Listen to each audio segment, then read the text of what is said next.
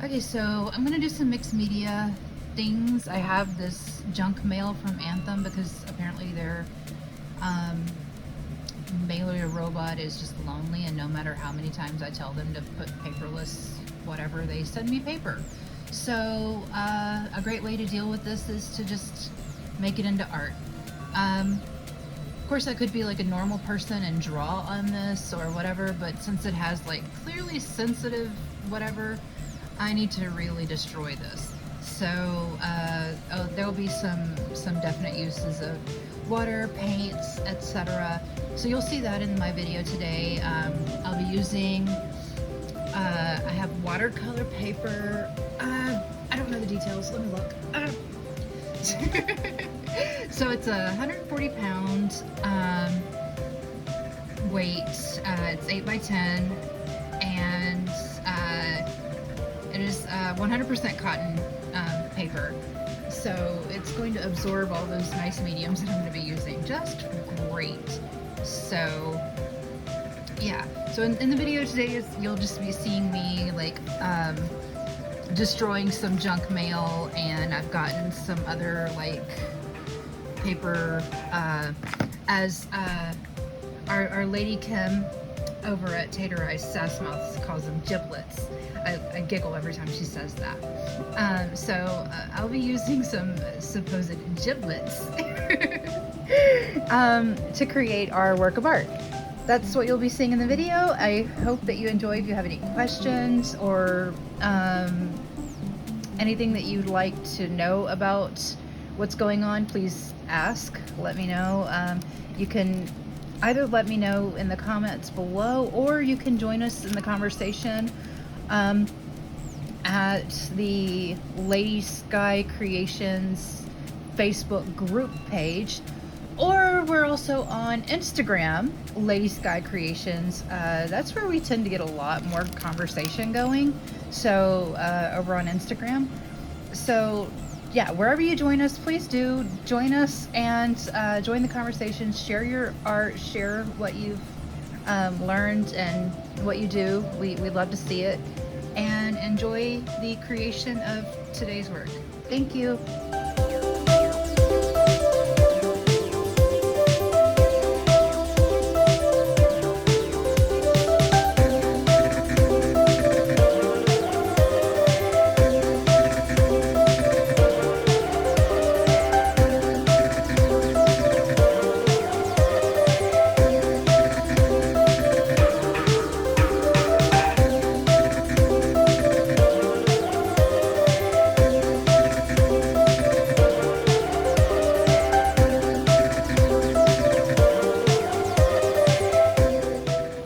Okay, so kind of an update of where we're at here. So I've gotten this is my watercolor paper that I described earlier, and I've used the Crayola washable project paints, just your classic like paints.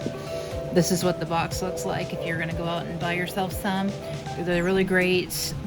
Use them for many things. Either you can water them down into watercolor, kind of like what we're doing here, or you can leave them in their very bright, beautiful state. They're very versatile. Again, they're washable. They come off with a little bit of alcohol or shaving cream, and some elbow grease. So do protect your surfaces.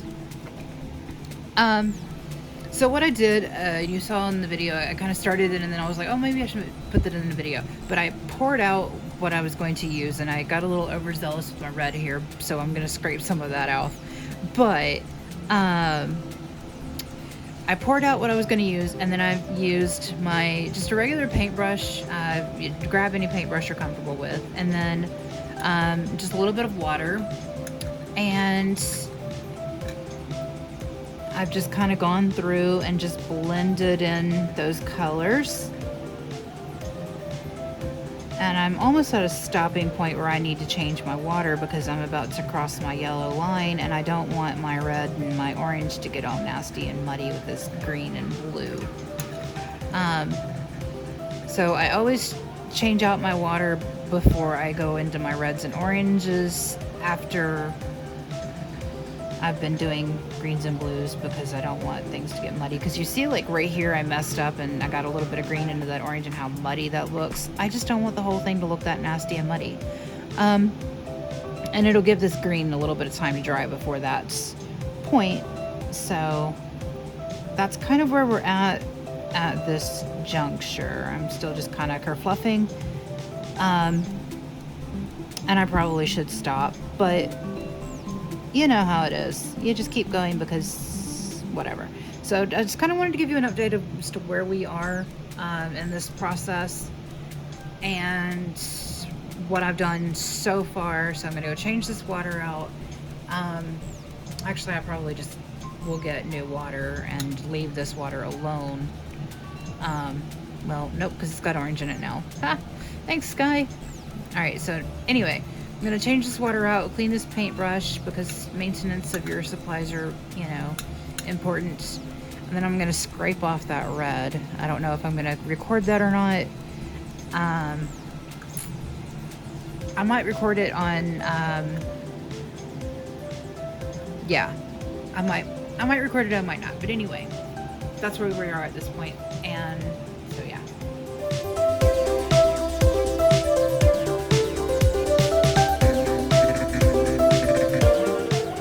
So I had scraped off my excess red into the bottle, which was not an exciting affair, so didn't miss anything. However, I did realize that I had gotten some green down here in this corner and it was a nasty mess. So I did go ahead and scrape that off. So I wanted to address that because that might happen to you and you might go, oh, I got a nasty mess over here. And how do I deal with that? So I actually do have a kind of a goopy mess right here that I want to clean up.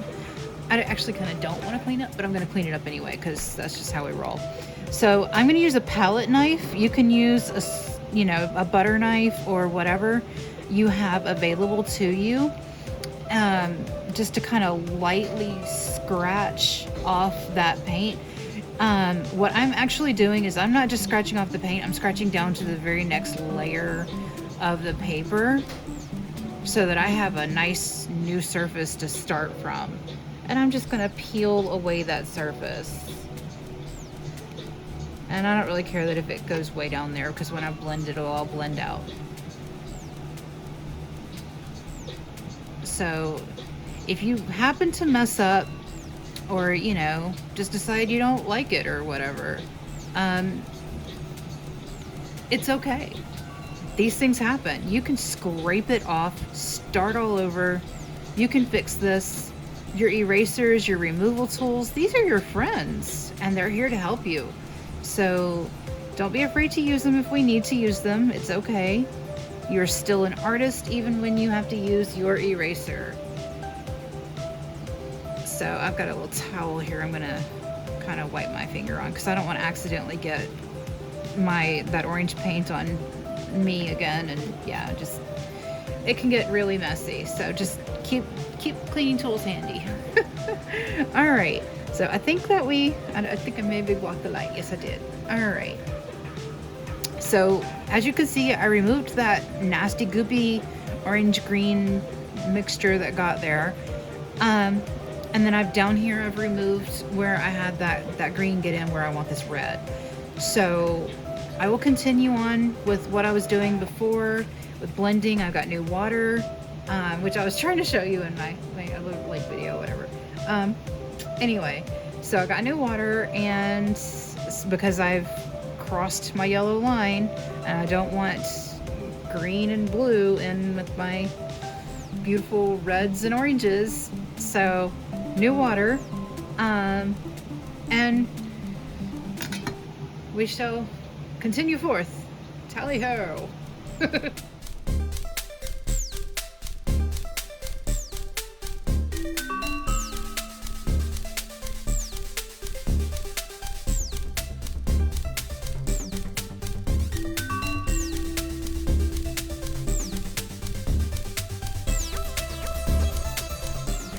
Okay, so our background is all done.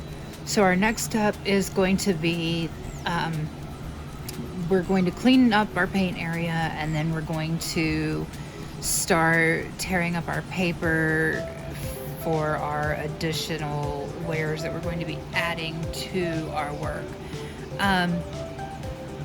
So in the next portion, you'll see the tearing up of paper layers and then placing them and working with that, and I'll cover that when we get to that point. So that's where we are. Yeah. So I was transferring my work to the drying rack, and I got a giant thumbprint on it. So I guess heads up, you could either go ahead and put your work on the drying rack and work from it, or just be very, very careful when you're putting your work on the drying rack. So because I made a boo-boo here, I'm going to show you what I'm going to do to fix it. I'm going to take a very dry brush with stiff bristles, and I'm just going to go right over that boo-boo and blend it in.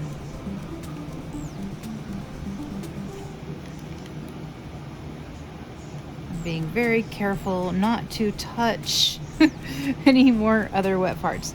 I know there's a little bit of water somewhere. Hold on. Here we go. We can kind of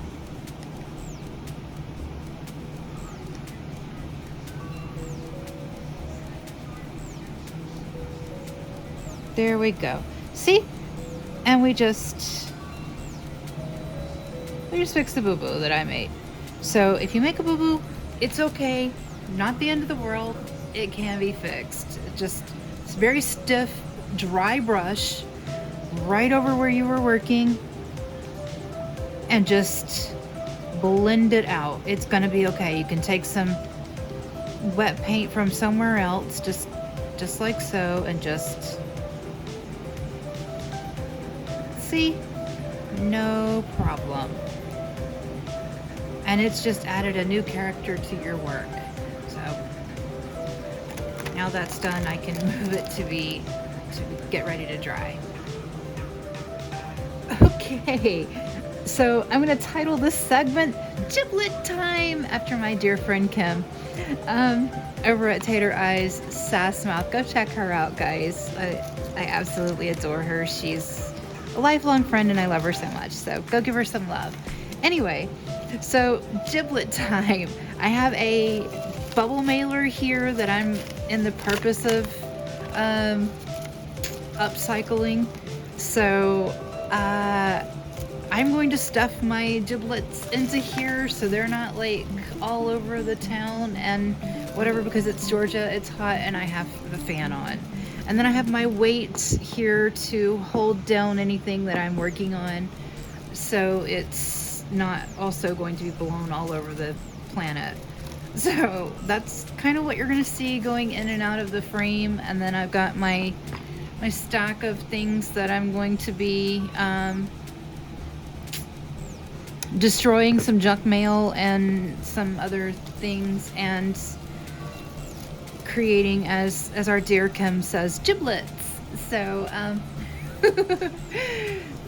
so enjoy this creation. As you're going through the process, you just might find it cathartic to tear up some junk mail. So as you're watching, go find some junk mail to tear up, or a bubble mailer to upcycle. Yeah, enjoy this next segment of giblets.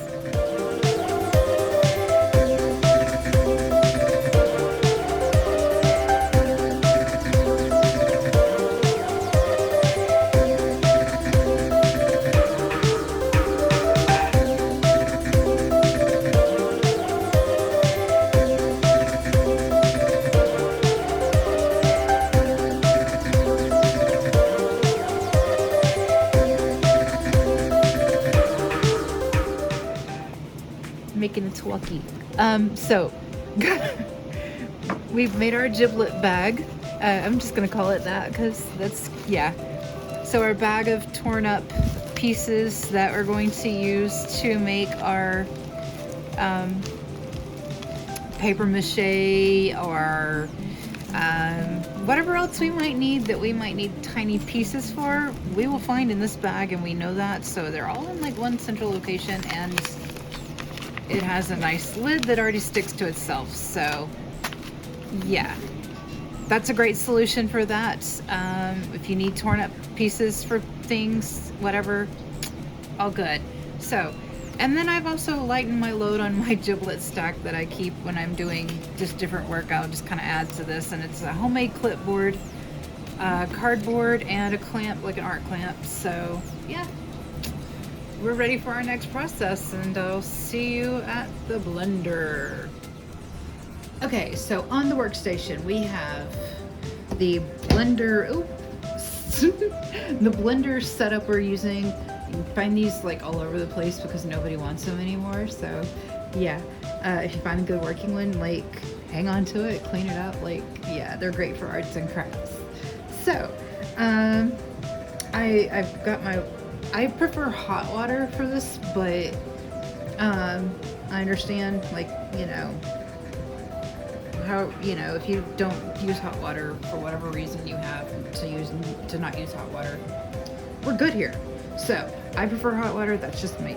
All right, so I've got the giblet bag that we made previously, and my giblets. So I just kind of add your papers to your water. Sorry, you did not deserve that. I apologize profusely. Okay. Today I'm just gonna go for like a pulpy mess. So let's see what we have to do to get a pulpy mess. She says. Oh, I have some. Oh, I think I'm gonna save those actually. I think that we'll stop there. All right. So then, what we're gonna do? Put your lid on. Safety first. Make sure everything's good. Machine is plugged in. I will do this, and yeah, we'll get back.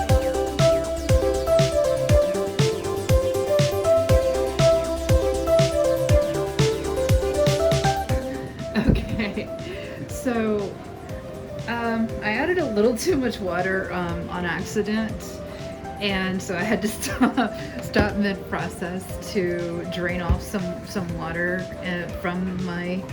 So I have this excess water. I'm gonna go pour that out real quick. Let me just step over to the sink. All right. There we go. And then I need a.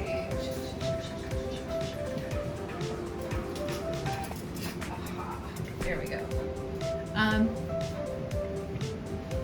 So just like you do when you're making cookies or what have you, do not stick your hand in the blender even if it is off.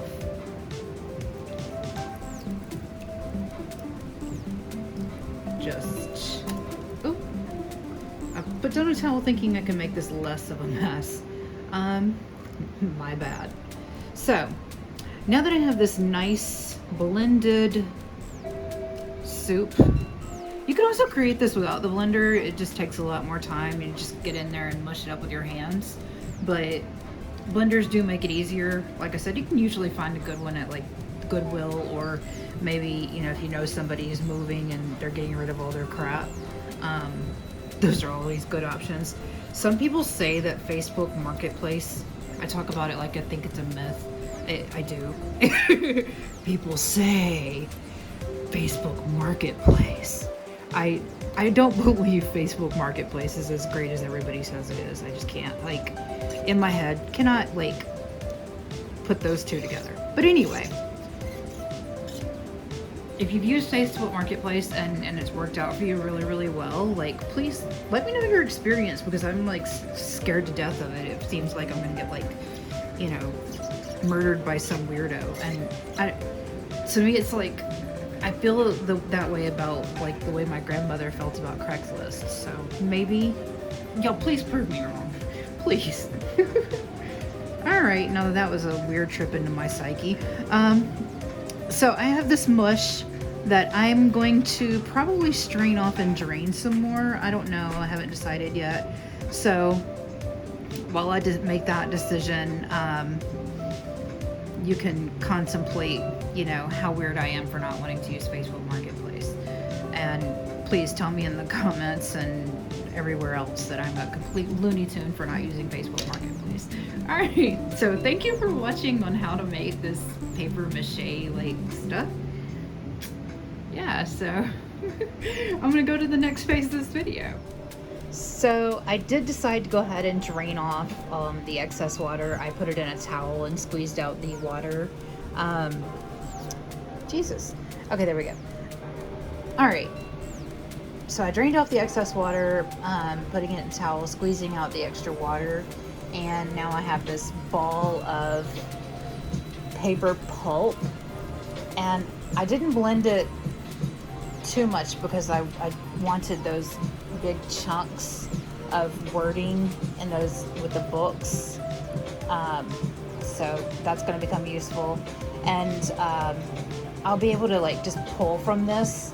So what you'll see in the video is me essentially just pulling this ball apart and working it as like clay into the art that we're doing today. So that's what you're going to be watching in the next segment of the video.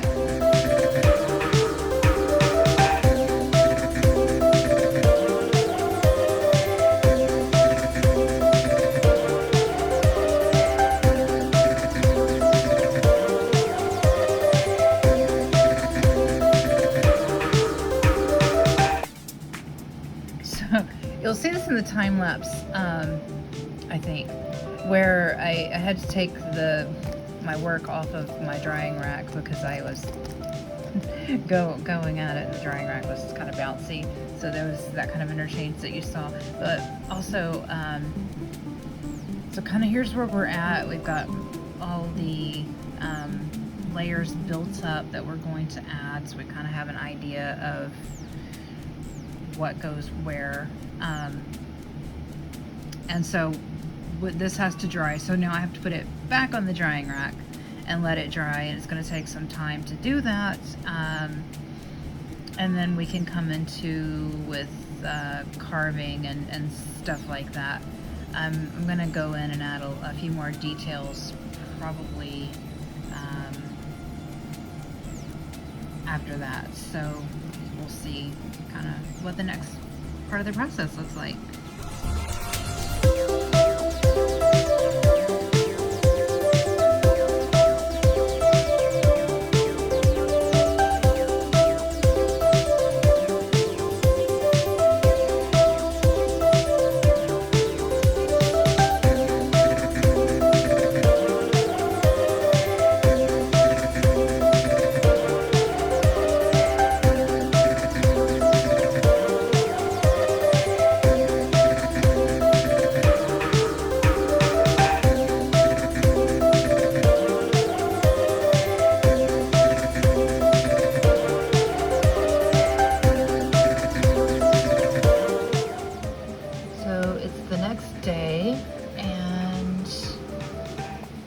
It's mostly dry, it's still squishy in parts. Harry has contributed some of her hair to the art project. That's always a nice contribution. So the next step is I will continue to shape, mold, and play with this, add to it, and decide what goes next. So thank you for watching. If you haven't already subscribe, like, comment, share with me your thoughts, and yeah, I would really like to see what you choose to create with your paper mache. Thanks, and have a great day. Much love.